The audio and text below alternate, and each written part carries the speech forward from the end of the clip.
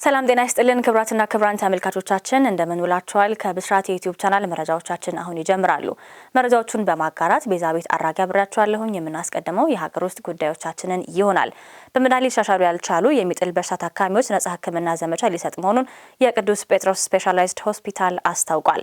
የቅዱስ ጴጥሮስ ስፔሻላይዝድ ሆስፒታል በኢትዮጵያ የመጀመሪያ የሆነውን የከባድ የሚጥል በሽታ ለሚሰቃዩና በመድኃኒትም ሊሻሻሉ ያልቻሉ ታካሚዎችን ነጻ የሕክምና አገልግሎት ሊሰጥ መሆኑን አስታውቋል። ሕክምና የሚሰጠው ከአሜሪካን ሀገር ከመጡ የህፃናት ነርቭ ቀዶ ሕክምና ባለሙያዎች ጋር በመተባበር ሲሆን ከመጪው ግንቦት 10 እስከ ግንቦት 14 2018 ዓ.ም ይሰጣል ነው የተባለው። ሕክምናው በአሜሪካን ሀገር ዩኤስ ዴቪስ የሕክምና ማዕከል የሚመጡ 2 ስፔሻሊስቶች እንዲሁም 3 የሀገር ውስጥ ከፍተኛ ባለሙያዎችና ሌሎችም የቀዶ ሕክምና ባለሙያዎችም ይሳተፋሉ። የቅዱስ ጴጥሮስ ስፔሻላይዝድ ሆስፒታል የአንጎልና የህብረ ሰረሰር ቀዶ ጥገና ኃላፊ የሆኑት ዶክተር አብዲ ኤርሞሎ ከብስራት ራዲዮ ጋር በነበራቸው ቆይታ እንደገለጹት በ9 ቀናት ውስጥ እስከ 20 ለሚደርሱ ህጻናትም እና ታዳጊዎች ሕክምና ለመስጠት የታቀደ ሲሆን ለቀዶ ሕክምናውም ብቁ የሆኑ ታካሚዎችም ተመርጠው ሕክምናውም እንደሚሰጥ ተናግረዋል። በሕክምናው በነጻ የሚሰጥ ቢሆንም አንዳንድ መሰረታዊ የሕክምና ቁሳቁሶችን ታካሚው የሚያሟላ ይሆናል። አቅም ለሌላቸው ታካሚዎችም አነስተኛ ወጪዎችን ሆስፒታሉ እንደሚሸፍንና ጥረት የተደረገ መሆኑን ተገልጿል። ታካሚዎቹ ወደ ሆስፒታሉ በመሄድ ሕክምና እንዲያደርጉም ጥሪ ቀርቧል ስትል ሳምራይ ስዩም ዘግባለች። በወንድሙ ቤተሰቦች ምግብ ላይ መርዝ በመጨመር የግድያ ወንጀል የፈጸመው ግለሰብ በእስራት ተቀጥቷል። የ56 ዓመቱ ተንኮል ጉደታናም የ58 ዓመቱ ተሾመ ጉደታ የተባሉ ሁለት ወንድማማቾች ነዋሪነታቸው በኦሮሚያ ክልል ሰሜን ሸዋ ዞን ጅዳ ወረዳ ሀሪያ ጉዳላ ቀበሌ ውስጥ መሆኑ ተገልጿል። በወንድማማቾቹ መካከል ሰላማዊ የሆነ ግንኙነት የነበረ ሲሆን ወላጅናት ከዚህ ዓለም በሞት ሲለዩ ከተፈጠረ የንብረት ይገባኛል ጥያቄ ጋር በተያያዘ አለመግባባቶች እንደነበሩ የዞኑ አቃቤ ሕግ ጽሕፈት ቤት የተለያዩ ወንጀሎች አቃቤ ሕግ ዳንኤል ንጉሴ ለብስራት ራዲዮም ተናግረዋል። የወንድማማቾቹ አለመግባባትም ቅራኔ በይበልጥ ተጠናክሮ ባለበት ወቅትም ሰኔ 13 ቀን 2017 ዓ.ም ከቀኑ 6 ሰዓት ላይ ተንኮል ጉደታ በታላቅ ወንድሙ ቤተሰብ ላይ አንድ ነገር ለማድረግ አቅዶ ያቀደውን ድርጊትም ለመፈጸም ይነሳል። በዚህ ዕለትም ታላቅ ወንድም ተሾመ ጉደታ ለግል ስራቸው በተንቀሳቀሱበት ወቅት የአቶ ተሾመ 3 ልጆች ብርቱካን ተሾመ፣ ርስቴ ተሾመ፣ ባህሩ ተሾመ የተባሉና ድርቤ ነጋሽ የተባለች የአቶ ተሾመ ባለቤት ለባለቤታቸው ለምሳ የሚሆን ምግብ ባለቤታቸውን በሚጠብቁበት ሰዓት ስለዘገዩባቸው እስኪመጡ ድረስ በማለትም ውሃ ከውሃ ማደያ ቧንቧ ለመቅዳት ከቤት ወጥተውም ይሄዳሉ። ይህንን አጋጣሚ የሚከታተለው ተንኮሉ ተሾመ የጸረ ተባይ መድኃኒት በመያዝ ለምሳ የተዘጋጀው ወጥ ውስጥ ይጨምርናም ከቦታው ይሰወራል። ውሃ ለመቅዳት የሄዱት የአቶ ተሾመ ቤተሰቦችም ወደ ቤት ተመልሰው አቶ ተሾመን ሲጠብቋቸው በተባለው ሰዓት ባለመምጣታቸው እኛ ምሳችንን እንመገብ ብለው በጸረ ተባይ መድኃኒት የተበከለውን ወጥም አውጥተው ይመገባሉ። ከሰዓታት ቆይታ በኋላ አቶ ተሾመ ጉደታ ምሳ ለመብላት ወደ ቤት ሲገቡ ባለቤትየው ወጥ ጨልፈው ምግቡ ላይ ሲያቀርቡ የተጨለፈው ወጥ ቀለምና ሽታ በመለወጡ ሳይመገቡ ወጡ ምንድነው ቀለሙም ሽታ ቀይሯል ሲሏቸው ሚስትም ወይዘሮ ደርቤ ነጋሽ እኔ ምን አውቃለሁኝ ልጆቹም እኔም ምግቡን ከበላም በኋላ ታመናል በማለት ሲመልሱላቸው ተደናግጠው ምግቡን መመገብ ትተው ልጆቻቸውን ሲያዩቸው መሬት ላይ ወድቀው በአፋቸውም ደም መሰል አረፋ እየተፉ መሆኑን ይመለከቱናም ወዲያውኑ የድረሱልኝ ጥሪ በማሰማት በአምቡላንስ 3 ልጆቻቸውንና ባለቤታቸውን ለከፍተኛ ሕክምና ወደ መኩጠሪ ሆስፒታል ይልካሉ። ይሁን እንጂ የተባለ ሆስፒታል ሳትደርስ ብርቱካን ተሾመ ህይወቷ ሲያልፍ ሌሎችም 2 ልጆች እናታቸው በተደረገላቸው ፈጣን የሕክምና እርዳታም ህይወታቸውን ከሞት ተርፏል። ፖሊስም የተከሰተውን ድርጊት ለማጣራትም የሟችን አስክሬን ወደ ሆስፒታል በመላክ ሰፊ ምርመራና ክትትል ሲያደርግ የድርጊቱ ፈጻሚ ተንኮል ጉደታ መሆኑን ያረጋግጣል።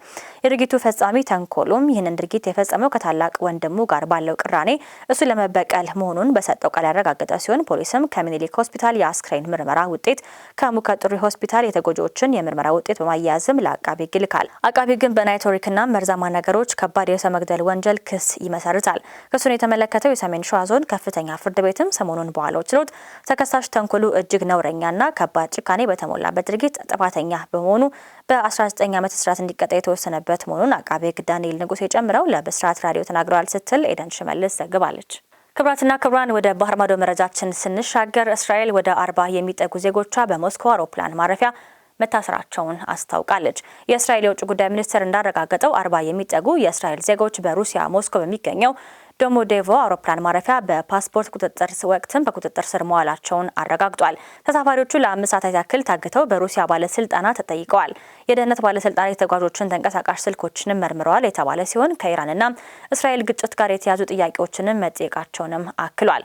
በጥያቄ ወቅትም ባለስልጣናቱ ለተሳፋሪዎች ኢራን የሩሲያ አጋር እንደሆነችና የኢራን ጠላቶች እንደ ሩሲያ ጠላቶች ተደርገው ይወሰዳሉ ብለዋል። በተጨማሪም ቴል አቪቭ የእስራኤል ዜጎችን ሩሲያ እንዳይጎበኙ የሚመክር የጉዞ ማስጠንቀቂያ መስጠቱን ሚኒስትሩ አስታውቋል። በእስራኤል የሩሲያ አምባሳደር አናቶሊ ስለ ሁኔታው አስተያየትም ሲሰጡ የካርቦን ቅጂ መግለጫዎች በማለትም ውንጀላውን ውድቅ አድርገውታል። ስለ እስራኤላውያን እስርና ጥያቄዎች መጸዳጃ ቤት እንዳያገኙ ስለተከለከለባቸው እናም ከሩሲያ ድንበር ጠባቂዎች ፖለቲካዊ ይዘት ያላቸው ጥያቄዎችን በሚመለከትም በመገናኛ ብዙሃን የተሰራጨውን የካርቦን ቅጂ መግለጫን ሙሉ በሙሉ ውድቅ አደርጋለሁኝም ነው ያለው። አምባሳደር ቪክቶሮቭም የሩሲያ እርምጃ የእስራኤል ድንበር ጠባቂዎች የቤን ጉሪዮን አውሮፕላን ማረፊያ ከሚያደርጉት ጋር ሲነጻጸር ምንም እንዳልሆነም ሊታወቅ ይገባል ብለዋል። በዚህ ረገድም በሩሲያ ድንበር አገልግሎት መኮንኖች የሚጠቀሙባቸው ዘዴዎች አንዳንድ ጊዜ በቤን ጉሪዮን አየር ማረፊያ ሲደርሱም ሆነ ሲነሱ ከሚከሰቱት ጋር ሊወዳደሩ የማይችሉ መሆናቸውን ልብ ሊባል የሚገባ ነው ሲሉም አክለዋል።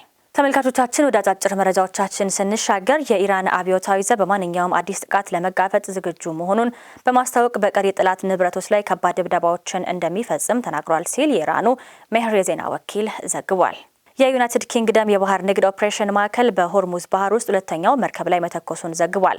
የብሪታንያ ሮያል ባህር ኃይል የሚመራው ማዕከሉ እንዳስታወቀውም ወደ ባህሩ የወጣችው የእቃ መርከብ ከኢራን በስተምዕራብ በ8 የባህር ማይል ርቀት ላይ እንደተተኮሰባትናም አሁን በባህር ላይ መቆሟንም አስታውቋል። የአሜሪካው ፕሬዝዳንት ዶናልድ ትራምፕ በሁለቱ ሀገራት መካከል ያለው ውይይት እስከሚቀጥል ድረስ ከኢራን ጋር የተኩስ አቁም ስምምነት እንደሚያራዝሙ ቢናገሩም አሜሪካ በኢራን ወደቦች ላይ የጣለችውን እገዳ ግን ቀጥለዋል።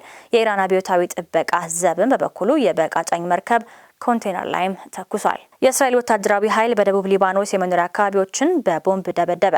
የእስራኤል ጦር በቤንት ጄቤል እና በኪያም ከተሞች እንዲሁም በደቡባዊ ሊባኖስ ሀኒን ከተማ የመኖሪያ አካባቢዎች ላይ የቦምብ ጥቃት መፈጸሙም ተሰምቷል። በጦርነት ወቅት ጉዳት ከደረሰባቸው 1300 ትምህርት ቤቶች ውስጥም በግማሽ የሚሆኑት ወይም 775ቱ አሁን ተስተካክለዋል ሲል የኢራን የዜና ወኪል ዘግቧል። ከትምህርት ቤቶቹ ውስጥም 20 ያህሉ ወድመዋል ሲሉ የኢራን የትምህርት ሚኒስትር አሊሬዛ ካዚሜ በመናገር ከፍተኛ ጉዳቶች በተለይም በቴህራን ከርማንሻህ፣ ኢስፋሃንና ሆርሞጋንስ ግዛቶችም ደርሷል ነው ያሉት። የዩናይትድ ስቴትስ በእስራኤልና በሊባኖስ መካከል የተጀመረው ውይይት ሐሙስ እንደሚቀጥል አስታውቃለች። የሊባኖስ መንግስትም የእስራኤል ጦር በደቡብ ሊባኖስ ሙሉ በሙሉ እንዲወጣ እንደሚፈልግም ገልጿል። የፍልስጤም ደጋፊ ተማሪዎችን ተቃውሞ ለመከታተል 12 ታዋቂ የብሪታንያ ዩኒቨርሲቲዎች ከወታደራዊ መረጃ ጋር ግንኙነት ያለው የግል ደህንነት ድርጅትን ቀጥሯል ተባለ። ይህ እርምጃም በእንግሊዝ ከፍተኛ ትምህርት ተቋማት ላይ በነጻነት የመናገር መብት ላይ ክርክር መፍጠሩም ነው የተነሳው። አሜሪካ እገዳውን ስታነሳ ቴህራን ለመደራደር ዝግጁ መሆኗን የኢራን የተባበሩት መንግስታት ድርጅት አምባሳደር አሚር ሰይድ ኢራቫኒ ለኢራን ሚዲያ ሻግር ተናግረዋል። ዩናይትድ ስቴትስም ከማንኛውም አዲስ ዙር ድርድር በፊት የተኩስ አቁም መጣስ ማቆም አለባት ሲሉም አክለዋል። የኢራን የፓርላማ አፈ ጉባኤ አማካሪ እንደተናገሩትም የተኩስ አቁም ማራዘሚያው ምንም ማለት አይደለም ሲሉ የተናገሩ ሲሆን ለድንገተኛ ጥቃት ጊዜ የመግዛት ዘዴ ነው ማለትም ነው የተናገሩት። የተከበራችሁ ተመልካቾቻችን ከብስራት ዩቲዩብ ቻናል መረጃዎቻችን ነኝ ነበሩ። ፕሮግራሙን እየመራሁ ቤዛቤት አራጌ ከእናንተ ጋር ቆየሁኝ። ፈጣን መረጃዎችን ለማግኘት የብስራት ዩቲዩብ ገጽን ላይክ፣ ሼር እንዲሁም ሰብስክራይብ ማድረግ እንዳይረሳ። መልካም ውሎ።